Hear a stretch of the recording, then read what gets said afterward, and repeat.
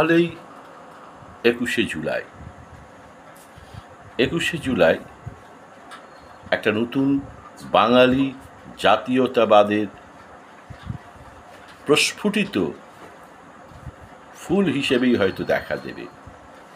মমতা বন্দ্যোপাধ্যায় ১৬ই জুলাই তার ইঙ্গিত দিয়েছিলেন বাঙালি জাতীয়তাবাদকেই সামনে রেখেই ২৬-এর নির্বাচন লড়ার।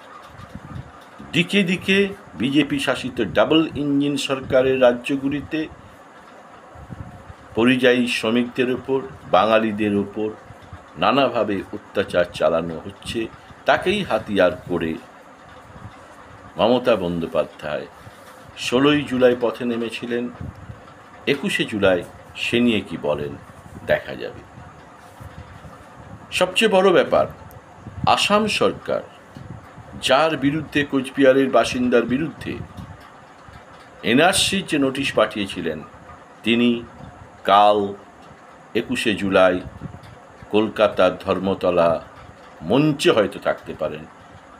ইতিমধ্যেই তিনি কলকাতায় এসে গেছেন। এটা স্বাভাবিক। অর্থাৎ ২১শে জুলাই কি হয় সেটা একটা লক্ষ্য। কিন্তু সবচেয়ে বড় ব্যাপার, এখন বিজেপি কি করছে। লম্পজম্প অধিকারী, মমতা যাহা করেন তার বিপরীতটা উনি করবেন বা তাকে নকল করবেন। মমতা ডান দিকে ঝাঁপালে সে খাদ হোক, আগুন হোক, পাহাড় হোক, পর্বত হোক, কাঁটা হোক, বাম দিকে লম্পজম্প অধিকারী ঝাঁপ দেবেন। আরেকজন আছেন শ্রমিক ভট্টাচার্য। তো মানুষ এখনো বোঝেনি যে সে আসলে কি। অর্থাৎ খুব একটা পাতে দেওয়ার মতন যোগ্য ড্যাসিপুষি নেতা নন তিনি। সুকান্ত মজুমদারকেও ওই দলে রাখা যায়। আসল খেলাটা কিন্তু খেলে দিলেন তিনি। মিডিয়াকে চকিত রাখলেন। ১৮ই জুলাই দুর্গাপুরে তিনি আসছেন, সাধারণ কর্মীরা তাকে ডেকেছে এবং তিনি উপস্থিত থাকবেন, সাধারণ কর্মী হিসেবেই ভাষণ শুনবেন। টুপ করে চম্পট দিলেন দিল্লি, তাকে নাকি নাড্ডা ডেকেছে, নাড্ডার সাথে দেখা করলেন, গল্প করলেন, ইত্যাদি ইত্যাদি। আবার টুপ করে তিনি চলেও এলেন তার পরের দিন। অর্থাৎ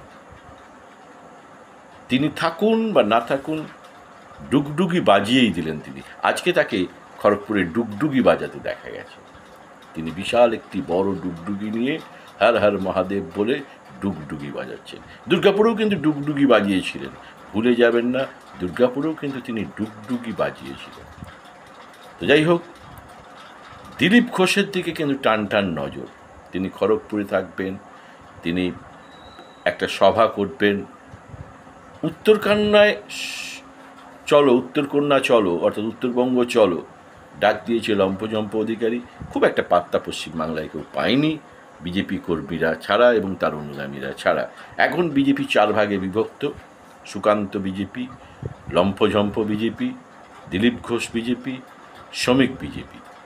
অর্থাৎ খুব একটা দানা বাঁধবে না শুভেন্দু ওই মমতা জেলাসী প্রোগ্রাম। মিডিয়ার নজর ৯০% থাকবে ধর্মতলা মঞ্চের দিকে, আর ১০% থাকবে দিলীপ ঘোষের দিকে।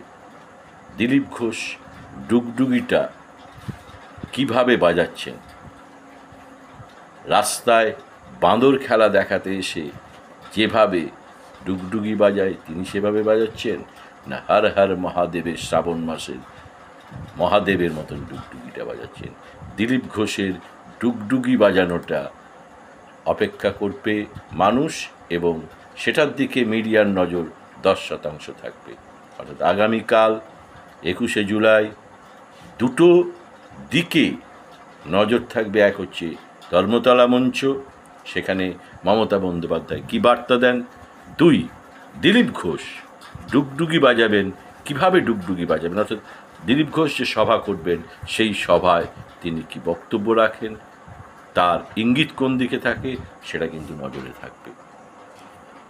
আগামীকাল আমাদের ২১শে জুলাই, এবং ২১শে জুলাই এই দিনটি আমাদের কাছে খুবই ঐতিহাসিক এবং স্মরণীয় দিন। এবং 21শে জুলাইয়ের দিনটির সাথে আমাদের আবেগ, আমাদের স্বজন, আমাদের মামাটি মানুষ, আমাদের শহীদ তর্পণ, আমাদের মামাটি মানুষকে উৎসর্গ করার সবটাই আমরা 21শে জুলাইকে ঘিরে করি। যদিও এই সময়টা আবহাওয়াটা ভালো থাকে না, প্রচন্ড ঝড় জল বৃষ্টিও হয়, তার মধ্যেও আমাদের কর্মীরা তারা লাখো লাখো সমাবেশে এসে উপস্থিত হন তাদের নিজেদের চেষ্টায়।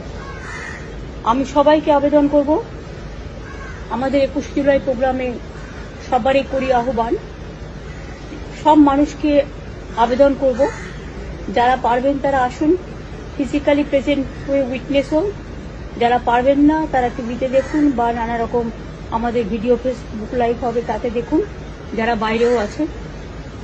আমি সবাইকে বলবো সাবধানে শান্তিপূর্ণভাবে নিজেরা নিজেদের সহযোগিতা করে, প্রশাসনের সাথে সহযোগিতা করে, গাড়িতে যারা আসবেন তাড়াহুড়ো করবেন না, হুড়োহুড়ি করবেন না, যাতে কোনো অ্যাক্সিডেন্ট না ঘটে, নিজেদের একটু